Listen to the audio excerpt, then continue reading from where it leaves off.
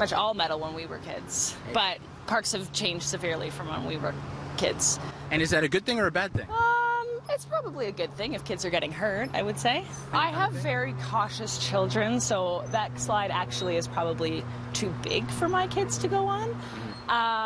But I would probably just feel how hot it was, and if it was too hot, I would check first, like we do with any of the black tar things here. These get really hot too, so we usually just double check before we put our kids on them.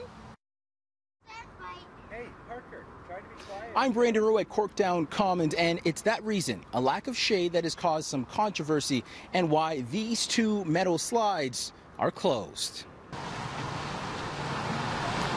Last summer, a 2-year-old was sliding down the slide and suffered second-degree burns on her knee. Some complaints to the city resulted in the slides being shut down and boarded up, and now crews are working to build an addition to provide shade so that this doesn't happen again. But it's complaints like that that have a Toronto psychiatrist worried we are sheltering today's youth.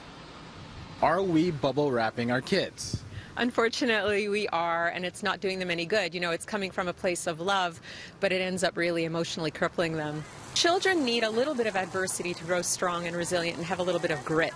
You know, it's like an oyster with a pearl inside. You need that little bit of grit in order for the pearl to form. It's the same with children. If you cushion them and you coddle them and you wrap them up in bubble wrap, they never develop the kind of courage and strength and confidence and self-worth that they need to have. So they have to fall down. They have to get themselves back up.